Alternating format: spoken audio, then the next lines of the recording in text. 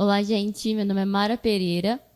Hoje estamos com a doutora Raquel Quaresma, pediatra e cardiologista infantil. Então, quero agradecer muito a presença da senhora aqui. E agora vamos com as perguntas que a molecada... Que a molecada não, né? Com as mães, né? Me deixaram doida. Mas, primeiramente, eu quero te agradecer. Eu que agradeço o convite. Você sabe que tua família mora no meu coração. São pessoas muito especiais para mim. E eu fico muito honrada de poder estar ajudando as mãezinhas que precisarem do meu auxílio. E estou aqui à disposição. Um bate-papo bem legal. Sim, vamos tirar todas as dúvidas de todas as mães e minhas também. Primeiro, quando que a gente tem que começar a procurar o pediatra? Porque eu mesma não sabia, a Mari nasceu, eu não tinha ido atrás de pediatra nem nada. Eu vi que algumas mãezinhas já procuram antes, quando já engravidam, já começam a procurar. Qual que é a época mais certinha de procurar um pediatra? Então, seu bebezinho ainda não nasceu, mas você já tem que programar no pré-natal uma primeira visita com o pediatra, até para você conhecer o pediatra, conhecer alguns pediatras e definir com quem você tem mais empatia, com quem você se sente mais segura. É lógico que uma primeira consulta, as mães ainda estão muito inseguras, às vezes nem sabem o que perguntar, o que falar na consulta de pré-natal, né? Mas eu já vou direcionando para o que importa, né? Por exemplo, a importância do teste do pezinho, se vale a pena fazer no posto, ou se é melhor fazer no particular. São coisas que quando vem na primeira consulta, depois na primeira semana de vida, às vezes já se perdeu esse tempo e a mãe nem sabia da importância de um teste mais ampliado. Então, essas dúvidas de enxoval, eu preciso saber do pré-natal para a gente se preparar e saber quais as intercorrências que essa mãe teve no pré-natal. Então, é muito importante, além da empatia, a gente saber a história do pré-natal dessa mãezinha. Entendi. Aí, depois de tudo isso, aí começa a pediatra, o teste do pezinho, que também é muito importante hoje em dia, né? Que descobre tanta doença. Exato. Inclusive, descobre doenças raras que quando a gente vai pensar nelas, já teve algum efeito nocivo do ponto de vista neurológico. Então, é tão importante esse diagnóstico precoce, né? É muito importante essa consulta. É importante essa consulta, as consultas na primeira semana de vida, para apoiar o aleitamento materno. Então, é muito importante a mãe já saber se ela está querendo amamentar, ela procurar um pediatra que realmente seja amigo, né? Amigo da amamentação, que estimule, que incentive essa mãe e essa família, essa rede de apoio, né? Eu lembro quando eu levei a Mari a primeira vez lá na doutora, a Mari só chorava. E aí eu falava assim, meu leite é porco, meu leite seca. A doutora falou assim, não é o leite não é fraco, né, doutora? O leite da mãe não é que é fraco, né? É outra... Não existe leite fraco. É que no primeiro mês é muito difícil essa demanda, que ainda não tem um ciclo e as coisas ainda estão se encaixando. Então, esse primeiro mês é o mês mais importante para a gente fortalecer, para mostrar para a mãezinha que sim, seu bebê está ganhando as gramas por dia, ele está se desenvolvendo bem, está tendo uma diurese adequada, e só tem um jeito, a gente meio que abrigar a família, principalmente nesse primeiro mês, senão se perde mesmo, né? Eu sempre falo que na mamadeira a mãe vê o leite saindo e sabe que está indo lá para o bebê, né? No peito não tem como saber. Então, é o pediatra que tem que fazer esse papel de mostrar para a mãe que está tudo bem, está indo tudo bem, e essa rede de apoio da família, né?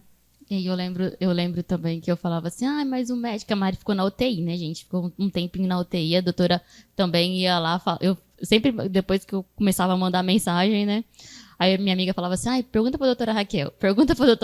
Aí eu lembro que quando eu fui lá, ainda falei assim, doutora, mas ela tem que mamar de 3 em 3 horas no peito. Aí a senhora falou assim, não, peito é livre demanda da criança. Às vezes a criança está com fome, não mamou o suficiente, está cansadinha, quer de novo. E é assim, né? O peito é livre demanda. A livre demanda é exatamente a criança quis mamar peito. E às vezes tem a amamentação que a gente fala que é não nutritiva. Ele só quer ficar lá. É o que a gente chama de esterogestação, que é o colinho, quer ficar abrigado. A gente considera esses primeiros 3 meses como um prolongamento da gestação. Eles não se sentem ainda fora do útero. Então, existem muitas outras coisas que envolvem esse começo, esse primeiro período aí. Aí fica fazendo peito de chupeta, que nem minha mãe fala. Fica fazendo mas é melhor ele fazer o peito de chupeta, que a gente está estimulando a produção do leite, né? E a pega do que colocar uma chupeta que vai fazer confusão de bico, né? É verdade. Que a Mari nunca chupou chupeta. Amém. Mas as gêmeas, falei, não, misericórdia. Com gêmeas eu entendo que a demanda é mais difícil, né? E a rede de apoio aí é fundamental. Ainda bem que você tem sua mãezinha. Graças a Deus, que minha mãe seu me ajuda paizinho, bastante. seu marido aí, espetacular, e isso é muito importante. Senão a gente não dá conta, né? Com certeza. Todas, né? Todas. E uma pergunta aqui de uma seguidora, Adriele. Ela tá perguntando o que tem que fazer quando a criança não sente apetite? Criança maior? Olha, eu acho que o primeiro ponto é assim, quem define qual que é a saciedade de uma pessoa? Só a própria pessoa, né? Então, mãe tem aquele instinto da mãe passarinho que tem que ficar colocando minhoquinha no biquinho do filhote, tá? Então, a gente tem que respeitar a saciedade. Se a criança está indo bem na curva, está indo bem de ganho ponderostatural, essa queixa é super frequente, meu filho não come, essa imposição de comida acaba dando distúrbios alimentares ali na frente. É isso que envolve também a obesidade infantil. Então, vamos respeitar o desejo das crianças. Tem uma fase que eles ficam um pouco mais seletivos, mas aí você vai ter que usar de forma lúdica para apresentar os alimentos de forma diferente. E é como eu sempre falo, esse negócio de não está comendo arroz e feijão e não sei o quê. Arroz e feijão é coisa de brasileiro. Se não gosta do arroz, mas gosta do macarrão, substitui o carboidrato de outra forma. Coloca milho, que é carboidrato também, igual arroz. Então, não tem essa necessidade de arroz e feijão todo dia, né? A gente tem que também ter... a criança é um padrão imitativo. Se o pai e a mãe não comem salada, não comem legume, vai querer que a criança coma? Não, né? Se pede... fast food, se come pizza, lanche, a criança vai aprender, por exemplo, né? Então, é muito difícil. Meu filho não come, mas não come o que eu quero que ele coma, não o que eu como. Isso é muito complicado. Então, se você mostrar para o teu filho o que é importante, o que é gostoso, de uma forma de brincadeira, e sem forçar ele a se alimentar, com certeza a chance disso dar certo aumenta, né? É maior, né? Sim. Que nem as meninas lá em casa, elas adoram salada, pepino. Todo mundo fica assim, de boca aberta, quando eu falo que as meninas adoram pepino. Brócolis, né? A criança gosta muito de brócolis. Elas amam tomate. Tomatinho cereja. Amam. Quando eu falo, as pessoas falam assim, mas você dá tomate para seus filhos? Assim, gente, elas gostam. Às vezes elas não querem comer arroz e feijão, mas elas querem comer lá o tomate, quer comer o pepino, quer comer essas saladas, esse tipo de legumes, sabe? E às vezes o pessoal acha que não satisfaz a criança. Mas ela já tem 2 anos, a outra tem 4, então aí ela já sabe o que quer e o que não quer, né? E eu te acompanho também, eu vejo que você faz muita comida assada, o que é super importante. Muitas vezes eu vejo você colocando no forno, né? Então, muito melhor do que a fritura, né? E eu vejo você misturando os legumes, cebolinha, pimentão no franguinho, e assim, você fazendo... mostrando para elas e colocando elas na cozinha desde cedo, isso também estimula elas a vontade de ajudar e um desejo, um interesse pelos alimentos, né? Isso é muito importante também. Para qualquer mãe, tá vendo, gente? Então, vocês têm que estimular os seus filhos. Coloca a criança na cozinha, tá lá porrinhando, tá lá brincando, fazendo bagunça, coloca para te ajudar. É lógico, tem que ter uma certa cautela, você não vai dar uma faca para a criança, mas você pode deixar ela montar a travessa, né, que você vai colocar no forno. Faça isso fazer parte do cotidiano, né? Ela ajudar, saber, né, ter interesse, saber o que ela tá preparando para ela se alimentar depois, né? É que nem eu faço com a Mari. Esses dias eu tava cortando a cebola, só que ela tava tão perto, aí caiu os azedinhos da cebola, né, que ela, ai mamãe, meu olho tá ardendo tanto. Falei, tá vendo? Que você precisa não ficar perto. Mas criança é terrível.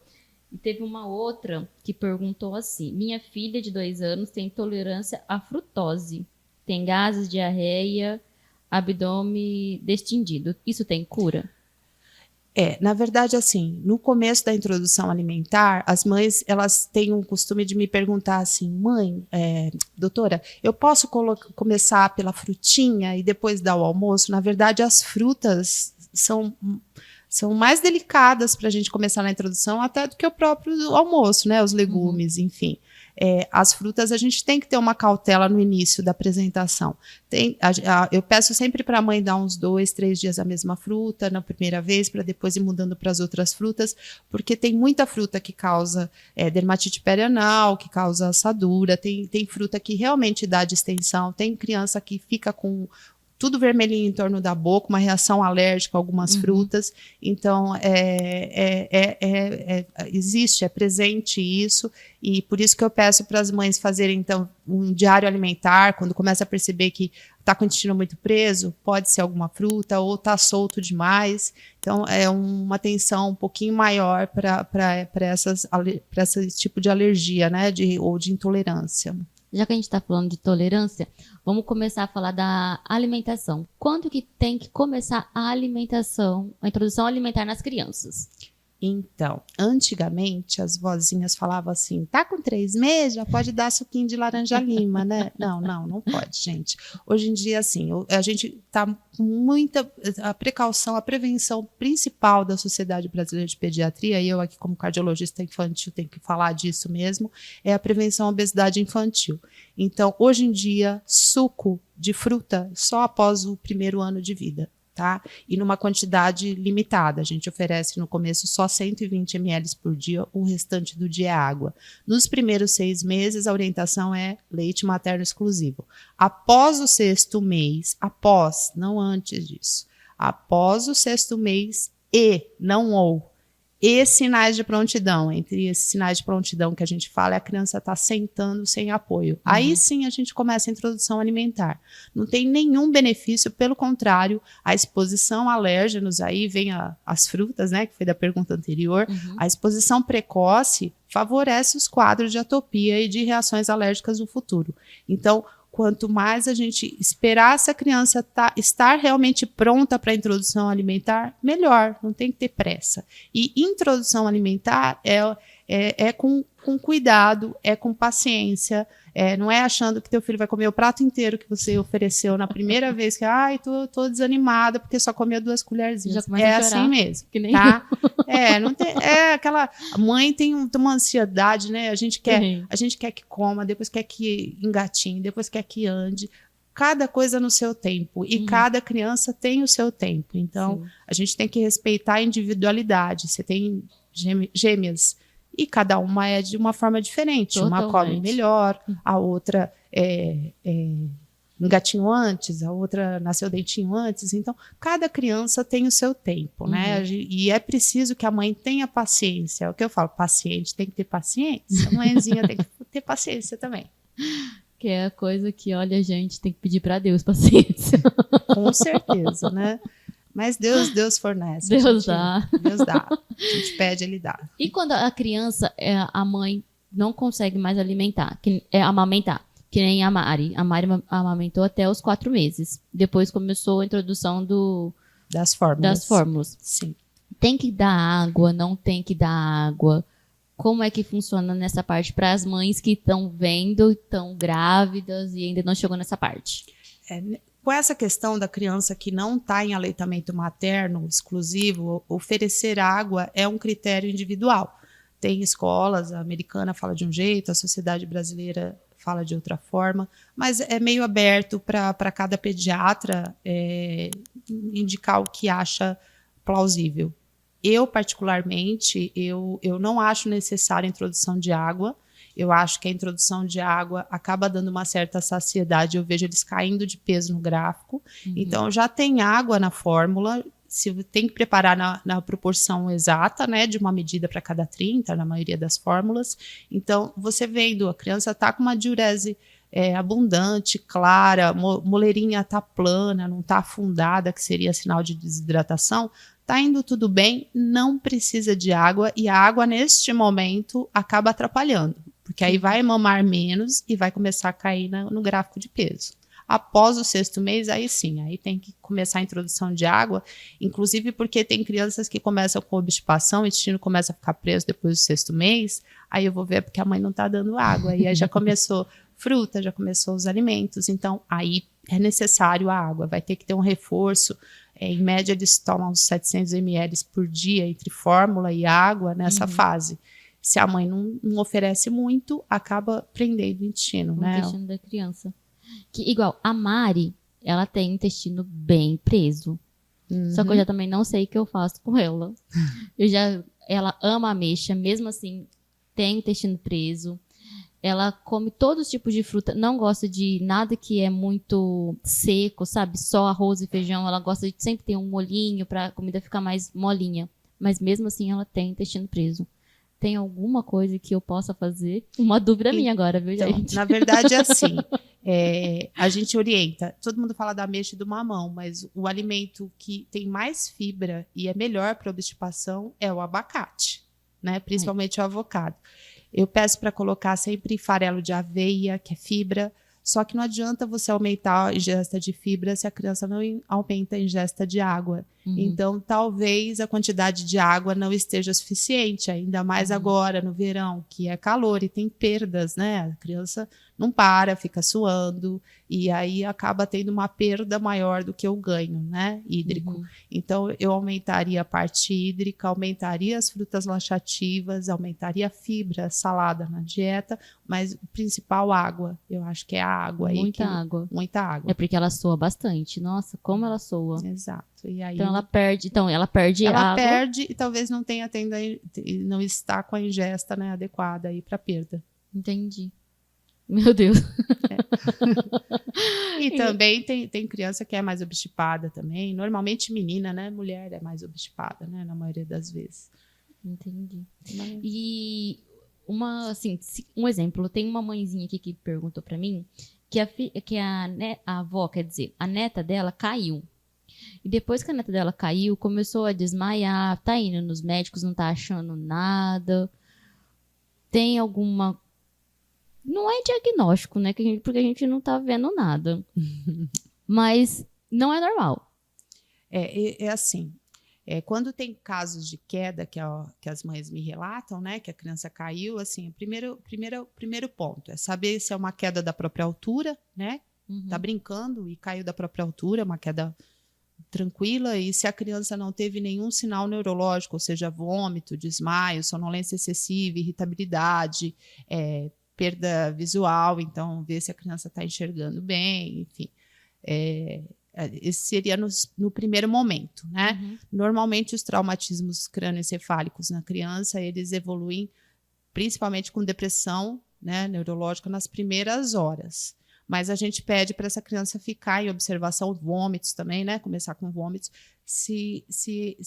Para a mãe observar essa criança nas primeiras 72 horas. Não costuma dar nenhuma intercorrência pós 72 horas. Né? Em medicina a gente fala nem sempre nem nunca, mas não costuma ser depois de 72 horas. Então, se teve uma queda e agora está com perda motora, pelo que você está me falando, está caindo, está começando a ter perda motora, eu acho que talvez, né, aqui não é um diagnóstico, não tem como eu falar, aqui não sou neuropediatra, sou cardiopediatra, mas vale um olhar de um neurologista infantil, porque pode ser alguma doença evolutiva neurológica, com perda motora progressiva, enfim, precisa ser investigado, realmente não é o habitual, né?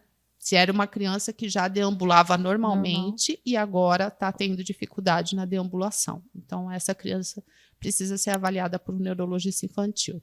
Entendi, viu, mãezinha? Então, agora procura e dá os seus pulos.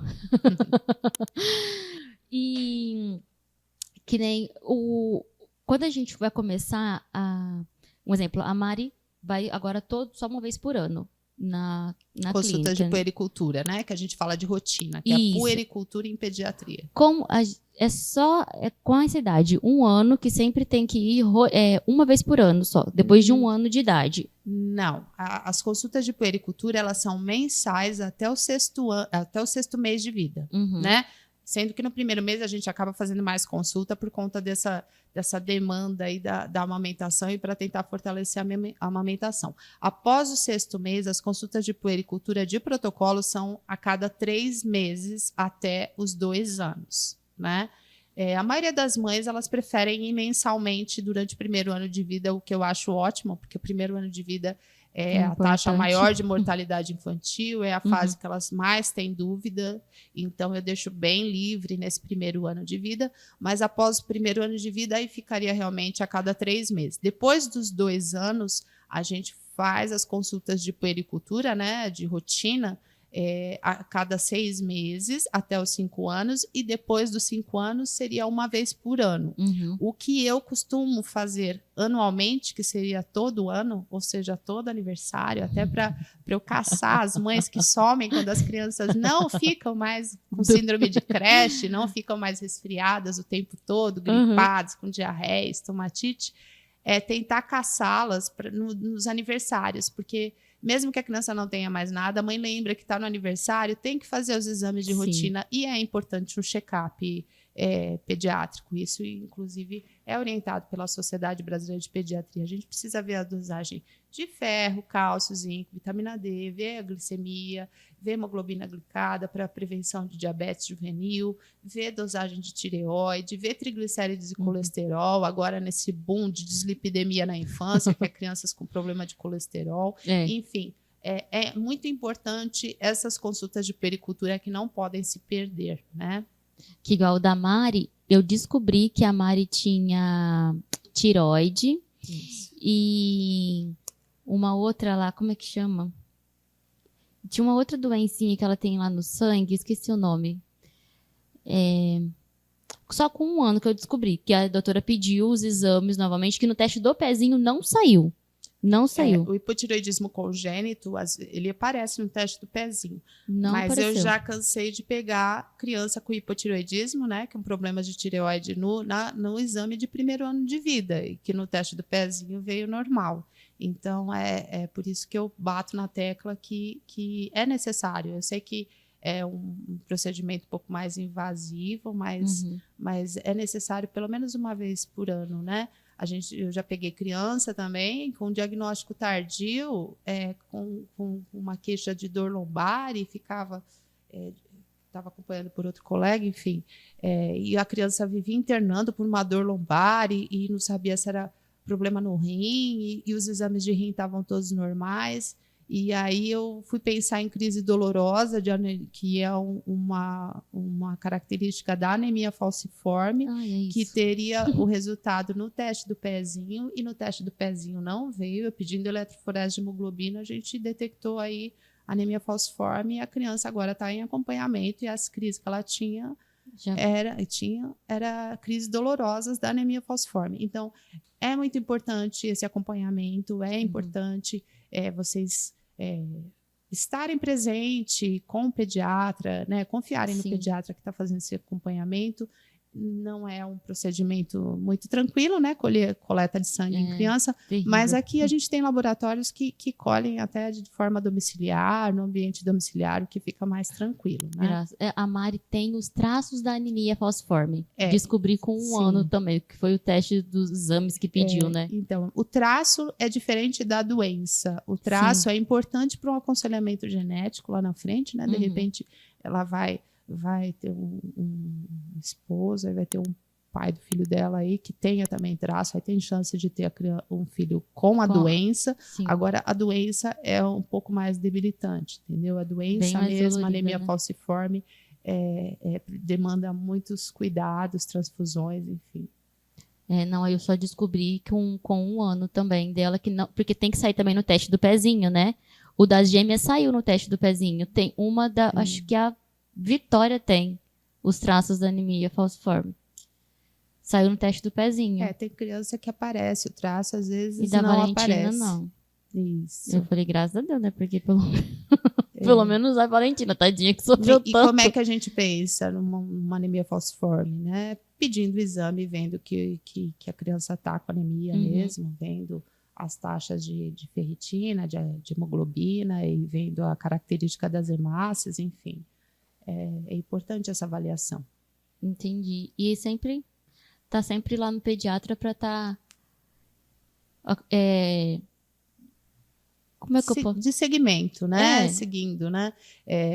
Cuidado, né? Eu tenho outra coisa que eu acho que as mãezinhas têm que ter cuidado, é essa mania de achar que pomadinha não faz nada, gente. As pomadas têm cortisona, então não é a vizinha passou essa pomadinha, vou pra passar, tá uma feridinha aqui. Não automedique, evitem pronto-socorro, é uma coisa que eu vivo falando no consultório, tá?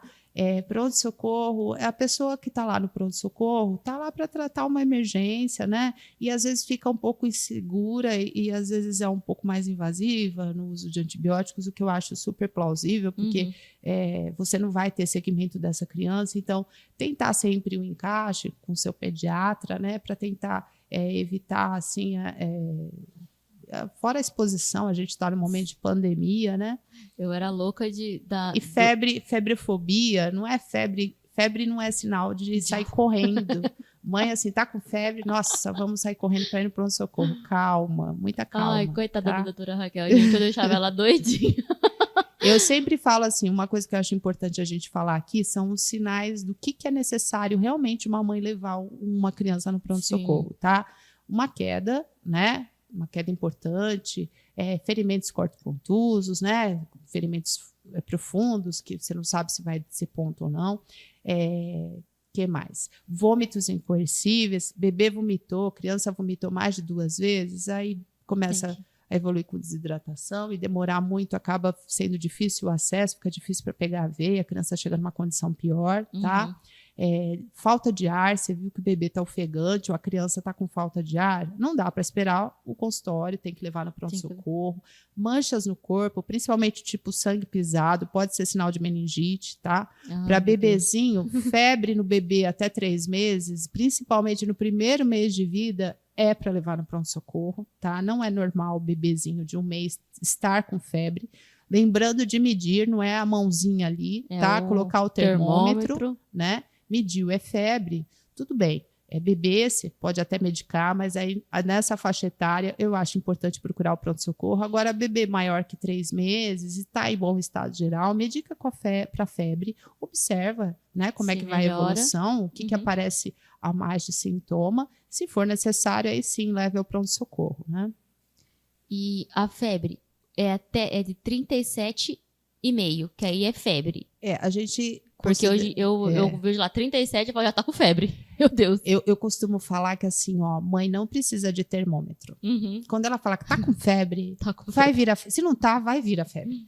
Por que acontece isso? Porque quem fica mais tempo segurando o filho no colo e tem mais esse contato pele a pele é sempre a mãe com a criança. Então, às vezes, o pai nem percebe. Mas a mãe fala, ó, tá vindo uma febre aí. Aí é batata que vem a febre, tá? Porque a mãe, ela sabe qual que é a temperatura corporal média do seu bebê.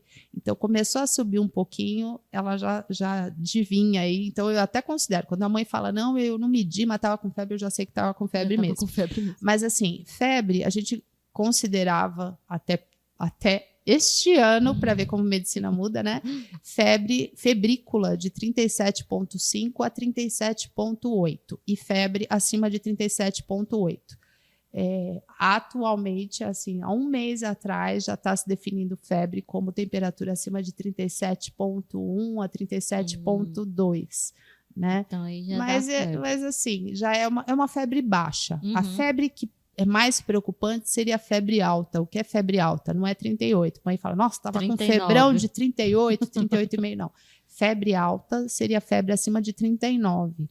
Febre alta sugere, não quer dizer que seja, mas sugere um quadro infeccioso bacteriano. Então, sugere um quadro um pouco mais importante, tá? E a criança pode entrar em convulsão também, né? Então, a convulsão, normalmente a criança que entra em convulsão, a mãe só percebe a convulsão, ela nem percebeu, não deu tempo, mesmo tendo esse feeling de saber que está com febre, a mãe não percebe que está com febre, ela vê a convulsão.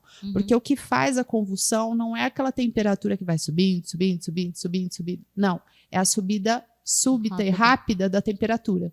Então, era uma criança que estava com 36 e rapidamente ela foi para 37,8, ela pode convulsionar. Então, às vezes, a mãe nem percebe a febre. Eu já cansei de atender criança em pronto-socorro, que a mãe nem sabia que estava com febre, a gente foi medir lá na hora que estava convulsionando no PS. Nossa, Então, Deus me livre. então, assim, mais um motivo para assim, tá com febre, com calma, hidrata essa criança, dá o antitérmico, deixa no banho. O banho não abaixa a febre, mas pelo menos ele evita que ela vá Precisa subindo enquanto o medicamento vai agindo, Vai né? fazendo efeito. Isso. Aquela doença de 6 meses que a criança tem, como é que chama aquela doença? A roséola? Não, Qual? é uma outra que dá febre na criança. A Mari teve ela. Só dá com até 6 meses. E a Mari foi internada. Eu não lembro o nome dessa doença. É uma doencinha que dava. Dá até 6 meses só. Não sei. A Mari pegou também, gente. Essa Tem, doença, eu esqueci o tem nome. uma doencinha que é super frequente que chama roséola infantum em bebê, que dá febre por 3 dias e mais nada. A mãe não nota nada, não tem diarreia, não tem tosse, não tem coriza, nada. E a criança está bem, só fica mais caidinha no momento da febre. Quando para a febre, aparecem umas manchinhas vermelhas no corpo que não coçam nem nada e desaparecem sozinhas em 3 dias. Isso se chama roséola infantum, é super frequente Que dá nas... e que dá nessa faixa etária. Mas não exige internação nenhuma, é viral, autolimitado. Não, do da jeito Mari ela veio, teve vai que ficar embora. internada até, gente. Eu esqueci o nome do negócio, da doença que deu nela lá. Dá só até os 6 meses. Eu falei assim, nossa, eu sou sortuda. Que a Mari pegou essa e ficou lá por uns 4, 5 dias. Eu esqueci até o nome da doença que foi. E a Vitória, lembra quando a Vitória, a senhora falou assim, ai, vamos lá e vamos fazer o teste pra ver se ela tava com, que foi da coluna lá, que tem que tirar o líquido da coluna. A meningite. Que ela foi, gente do céu, pensa na pessoa que quase deu um troço, fui eu. Que eu não saía daquele hospital e eu ligava pra doutora Raquel, falei, quer saber, eu vou levar lá. Levei lá, a doutora falou assim, vamos fazer o teste da meningite. É Meu o líquor, mundo né? parece que abriu, assim, no meio. O exame de líquor não é um exame tranquilo, né? É um exame que Nossa, realmente ela teve é que ficar ainda estressante. sozinha lá a doutora Larissa, né, que tava Larissa lá. Ange. E ela teve que tirar o líquido da coluninha dela e eu nem podia estar junto, meu Deus. Foi uma coisa que, assim... Tem uns momentos que a gente passa que não são fáceis. Quando a gente estava falando de convulsão febril benigna na infância, né? Que tá com febre por algum quadro infeccioso e a criança acaba convulsionando. A convulsão benigna na infância, ela ocorre... Foi por isso que você está falando. Uhum. Agora eu já sei do que você está falando. Porque foi isso que aconteceu. A doencinha que você falou que é até o 6º mês. Normalmente, a convulsão benigna na infância ela acontece após o 6º mês de idade. Uhum. Então, quando ela acontece antes, a gente, além de colher líquor, porque tem que investigar se a causa não é uma meningite, tem que investigar se não tem algum problema neurológico, né? Tem que fazer tomografia, ressonância, enfim. Não é frequente. O mais comum seria a convulsão febril benigna ser após o 6º mês. E aconteceu também com a minha filha. Minha filha teve convulsão febril com 3 meses. Meu Deus. E eu passei como pediatra e mãe por isso, de ter que colher líquor, ter que fazer exame, ter que investigar. Graças a Deus não deu nada neurológico. Depois a gente descobriu que a causa da febre era uma infecção urinária. Nisso ela teve várias infecções urinárias. Aí vai investigar se tem alguma malformação renal. Enfim, tem alguns momentos como mãe que a gente passa que não são fáceis. Não, mas Deus dá luz e força para tudo, né? Porque e a gente tem que ser grata que, graças a Deus, tá tudo bem, né? E aos pediatras, né, gente? Porque a gente também não sabe, não é? A gente não... Deu uma febre, eu já falo, doutora, deu uma febre. Aí a doutora, não, calma, Mara. Quando era a Mari, ela ficava, calma, Mara, não precisa levar no PS, não precisa. Calma. Agora, com as gêmeas já não. Já começou a escorrer o narizinho, já deu lá um remedinho e dá 3 dias ela já tão boa. Que eu sei que o remédio é pra isso, viu, gente? Não é aquele diagnóstico que alguém me falou e eu que acho que isso daí também é uma orientação nossa como pediatra. Você tem que saber você tem que orientar a mãe e saber o que fazer, né? Não sair correndo, entendeu? Quando é primeiro filho, é mais difícil, né? Primeiro filho, tudo é mais difícil. Aí, segundo, você já sabe mais ou menos o que você pode dar, o que não pode dar de acordo com a faixa etária, né? Da carruagem. E é importante isso. Eu prefiro que seja assim, do que saírem correndo e, de repente, ficar nesse ciclo de PS, antibiótico, enfim. E você já atendeu algumas mães que automedicaram as crianças e aconteceu tudo ao contrário? O que eu sempre falo é assim, uma coisa que eu peço humildemente, encarecidamente, é não darem corticoide. O corticoide no início de um quadro viral, às vezes abre até porta para uma complicação depois bacteriana. Então, cuidado com o uso de corticoide, cuidado com a vizinha que fala, pode dar antibiótico, ou com o farmacêutico que vai lá, olha a garganta e quer que vocês comprem um antibiótico lá na farmácia e já comecem a medicar. Então, cuidado com as pomadinhas que parecem que não são nada, mas o corticoide que tem nas pomadas, dependendo da superfície corpórea, a absorção é sistêmica também, tá? Então, a automedicação nunca, né?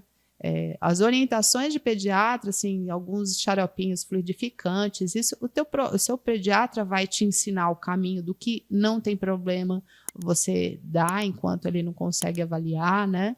Mas isso é a relação médico-paciente, isso se constrói. É intimidade, né? É uma intimidade, você constrói essa relação médico-paciente de você saber qual paciente que tem esse discernimento do que ele possa medicar de uma forma segura, né? Entendi. E agora mudando um pouquinho mais de assunto, gente. A Mari, ela é fechadinha, né? A pererequinha dela é fechadinha. E tem uma outra mãe que também me perguntou aqui que a filha dela tem 2 anos e também é. Chama sinéquia de pequenos lábios, isso, quando é grudadinho os pequenos lábios. Tem alguma pomadinha? Porque igual a Mari, passamos um monte de pomadinha. Aí lembra que até uma pomadinha tava, acho que, crescendo no peitinho, tava dando alguma coisinha no peitinho dela, ou que nem tá nascendo, né? Aí a gente parou, mas... Ou é normal, algumas crianças nascem? O problema maior seria na menarca, né? Quando começar a menstruação. Então, se não descolou, se não saiu, depois, quando a criança entrar na puberdade, aí uma ginecologista, se precisar, dá um piquezinho e abre essa região. Então, não tem nenhum problema de desespero, não precisam ficar aflitas, tá? Realmente, isso... apavora algumas mãezinhas, mas não tem que ficar forçando, passando. Que aí é pior, né? Não, deixa estar e vamos esperar o tempo, né? Porque as minhas 3 é assim, viu, gente? O meu marido falou assim, graças a Deus. Falei, graças a Deus? Não, tem um momento que tem que abrir ali. É como se fosse a fimose de menino. Eu queria antigamente também se ficar fazendo massagem. Hoje a gente sabe que não tem benefício e ainda tem efeitos adversos de fazer uma parafimose, que é sair a cabecinha do pênis, a glande, e estrangular ali e machucar, pode fazer até necrose, né? Então, ou fazer laceração, de puxar de uma vez e você lacerar aquela pelezinha do pênis. Então, não se mexe mais. A indicação de condutas para a fimose seria realmente depois que sai das fraldas, lá próximo dos 3 anos. O meu enteado, ele teve que operar da fimose, tadinho. Que aí não saía de jeito nenhum. Tem casos, né? Tem graus de fimose, né? O grau 0 não aparece nada de meato uretral. E aí realmente é necessário, mas a gente tem que saber o momento de mandar, né? O cirurgião também não opera precocemente, ele opera quando já tem esse controle de esfíncter, né? Quando a criança já começa a segurar aí o xixi, já saiu das fraldas. Aí isso começa, a mãe tem que ver quando desfralda. Eu costumo indicar no desfraude. A mãe de menino, né? Mãe de menino. De menina, o problema é lá na frente. Então, por enquanto, não tem problema. Mãe de menino, então, não tem que se preocupar agora no momento. Só quando chegar a época da menstruação, da puberdade. Quando começar os sinais de puberdade, aí sim. Aí, se ainda está fechadinho, aí a gente encaminha para uma ginecologista para dar uma avaliada. Aí a mãe do menino tem que fazer aquela massagenzinha ou não? Sem massagem. Sem massagem. Tem esses riscos que eu falei aí de parafimose. Então, não se faz mais massagem. Deixa o pipi dos meninos quietinho lá, que tá tudo certo. Que sozinho eles vai...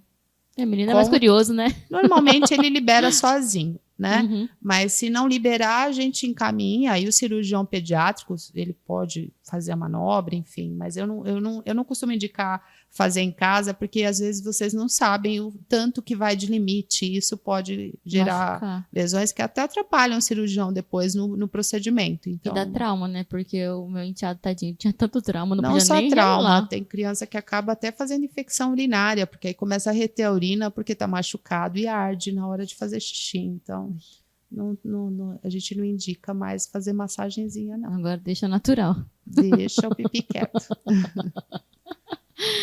E até que idade que a criança vai no pediatra? Olha, aí varia, né? Tem pediatra que atende só até os 12 anos. A maioria das enfermarias de pediatria atendem criança até 12 anos, né? Então, internam até 12 anos, aí a partir de 12 anos seria na ala de adulto, né? Mas a pediatria tem uma especialidade em pediatria, uma subespecialidade que chama ebiatria, que é pediatra, medicina do adolescente. E faz parte da pediatria também. Então, no meu caso, eu atendo até os 18 anos, até ter vergonha de ir no pediatra. Eu falo para a mãe, quando tiver vergonha de vir aqui, aí não vem mais. Aí, assim, tem paciente que é muito engraçado. Outro dia eu recebi uma mensagem de um que está com 19 anos e falou assim, doutora, eu não posso... Ele me mandou mensagem no Instagram.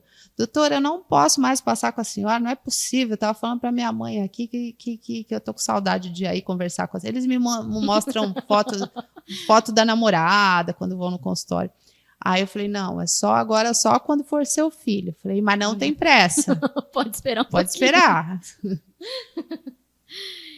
E teve uma aqui que perguntou por que sai sempre sangue do nariz da criança? Porque a criança cutuca. E às vezes a mãe não, 99% das vezes, sangramento nasal em criança é por trauma. Mas ele sangrou, ele nem estava mexendo, estava dormindo. Não importa, ele ficou mexendo durante o dia. Então, a mucosa é muito friável, ela fica sensível. E principalmente na hora que dorme, que eles esfregam o rosto no travesseiro, aquela mucosa que estava já friável, o vasinho acaba vindo a sangrar. Então, normalmente, e geralmente, e quase sempre, não vou falar sempre, mas praticamente sempre, é de ficar cutucando o nariz. Cutucando o nariz. E aí a mãe não vê e também... Aí a criança só vem com o nariz sangrando. Isso. Deixa a mãe quase louca. Isso, deixa a mãe louca. Mas assim, sangramento nasal... Outra coisa, sangramento nasal em criança, eu lembro que minha mãe mandava... põe a cabeça para trás. Não pode pôr cabeça para trás. Criança acaba engolindo sangue, que é irritante gástrico, e aí acaba depois vomitando esse sangue que ela engoliu lá do nariz. Aí que dá o desespero na mãe, né? Tá saindo sangue do nariz, saindo sangue vomitando sangue. Pronto, a coisa, né? O gato subiu no telhado. Sangramento nasal é pegar um paninho, uma compressa com gelo e comprimir a narina que tá sangrando, tá? Com a cabeça para frente. Você deixa lá alguns minutos, com certeza este sangramento vai cessar, tá? Caso não cesse, aí se leva ao pronto-socorro para chamarem um otorrino ou o próprio pediatra para fazer um tamponamento anterior, que é um tamponamento que a gente faz com adrenalina. Não deu certo, aí o otorrino vai fazer um procedimento mais invasivo, que seria um tamponamento posterior. Mas é muito difícil chegar nesse ponto, tá? Normalmente é só fazer lá a compressinha de gelo, comprimindo a narina, que vai parar de sangrar. Que sempre e já explicar que não pode cutucar o nariz, né? Vai conversando, não pode cutucar o nariz, machuca o nariz, leva bichinho pro nariz, né? Sempre tá explicando. Isso. Porque senão as mães vão acabar infartando. Tem sempre um mini infarte. E o desfraude? O desfraude... Quando que tem que começar? Porque eu já tô quase ficando louca, porque as gêmeas eu falo, meu Deus. Então, o desfraude a gente só inicia quando você percebe que a criança está já tendo um certo controle de esfíncter. Não adianta tentar forçar antes, tá? Quanto mais a mãe força o desfraude, pior é. Então, quando você começa a perceber que a criança já está conseguindo segurar o xixi, aí que é o momento de você tentar o desfraude. Eu acho mais fácil o desfraude no verão, que pode ficar com roupa mais fresquinha, fica mais fácil para os escapes, né? E a criança faz menos xixi porque tem perda pelo suor. No inverno, a criança acaba fazendo um pouquinho mais de xixi. Então, fica um pouco mais difícil de fazer o desfraude. Mas o desfraude sempre tem que respeitar o momento da criança, né? Como tudo. Igual a Vicky, ela já pede, ela fala assim, xixi. E começa a puxar a fralda. Xixi, xixi. Aí eu falo, então vamos lá fazer xixi. Mas aí quando você põe ela no vaso, ela não quer. Aí eu ponho uma almofadinha pequenininha, né? Que hoje em dia Mas é se ela já tá chique. pedindo, já é o primeiro sinalzinho de que dá para tentar. Com paciência, daqui a pouquinho você vai ver que você consegue. Vou ficar com a casa toda cheia de xixi. Faz parte. Coloca um paninho lá do canto da sala, já deixa preparado. Que legal. Ai, Com meu Deus. sprayzinho de desinfetante, tá tudo certo. Ai, gente, eu não sei nem o que eu vou fazer. Porque quando foi a Mariana já foi bem complicado, né? Que a Mari fazia xixi toda hora. Mas eu acho que para elas vai ser mais fácil, porque elas têm um padrão imitativo da irmã mais velha. Eu acho que vai ser mais fácil, viu? Você tá Tomara. pensando que vai ser mais difícil, não vai ser não, vai ser mais fácil. Tomara, Deus, que seja. Agora vamos falar da pandemia. Por causa dessa pandemia, a senhora viu que aumentou mais as mãezinhas levando as crianças. Alguma criança que a senhora fez a consulta viu que estava com o coronavírus ou não? Olha, durante a pandemia eu atendi várias crianças que deram resultado positivo, RT-PCR positivo para a Covid. Todas, absolutamente todas as que eu atendi, quadros leves, que quando chegava o exame eu ligava para perguntar como é que a criança estava, já que o exame tinha vindo positivo, e os sintomas mínimos que elas tinham já nem tinham mais. Tipo, fez o exame, estava tendo febre, quando eu ligava para dar o resultado, já tinha parado a febre, a criança estava ótima, obrigada. Tinha coriza, fez o exame, na hora que eu ligava para falar, nem coriza não tinha mais. Então, Deus abençoou que a resposta deles para o coronavírus foi muito boa, foi muito rápida, né? O sistema imunológico deles combateu muito bem o coronavírus e graças a Deus os casos graves foram muito raros na faixa etária pediátrica. Ainda bem. A Vicky, eu achei que ela teve, mas nem deu tempo de eu ir lá no consultório porque ela estava... a senhora estava atendendo bastante gente, muitas crianças. Porque eu peguei, o Rafa pegou, e ela foi a única que ficou com coriza, sabe? Sim. Respirando muito. Eu nem indico fazer exame nesses casos, sabe? Se a família já teve coronavírus, é óbvio que a criança deve ter tido. Não vai mudar em nada, né?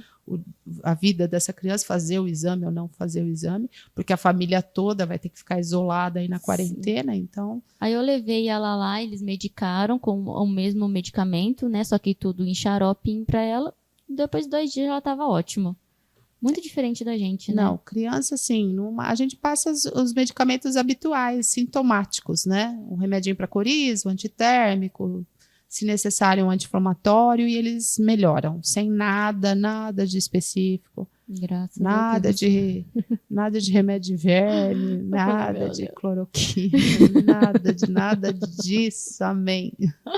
Graças a Deus, né? Amém. Porque ainda bem que só foi a Vicky, porque as outras duas não passaram batidas, não sentiram nada. Quanto mais nova a criança, a gente vê, assim, responderem mais rápido. Que se tiver também, elas não deram nenhum tipo de sintomas. Amém. Que Graças bom. a Deus. Graças a Deus que vocês estão bem também, né? Gente, se a gente for passar assunto aqui, vai ser muito assunto. Então, vamos deixar para o próximo programa. Vamos convidar novamente a doutora para estar vindo aqui com a gente, porque tem muito assunto ainda para rolar, né? Porque pediatria é coisa assim que... É ampla, né? É pergunta em cima de pergunta, né? Então, vamos deixar ela para o próximo programa e já agradecendo E eu quero pedir para a senhora deixar uma mensagem para umas mãezinhas que vão ter bebê, as que já têm bebê, as que já têm aquele pré-adolescente que ainda não deixaram a pediatria, né? Sim. Ai, pré-adolescente dá trabalho, hein? Que eu tô com pré e tô com adolescente em casa. Ai, meu Deus. Pré não, tô com adolescente, já 2 adolescentes. Olha, eu que agradeço. Foi um prazer. Eu espero que eu tenha ajudado algumas mãezinhas aí, tá? Eu espero, assim, minha mensagem a importância de ter o seu pediatra, de ter esse canal com o seu pediatra, de ter esse vínculo, de ter essa possibilidade de entrar em contato com ele, de abrigar, né? A gente pode abrigar essas famílias e não abandonar as consultas de puericultura, tá?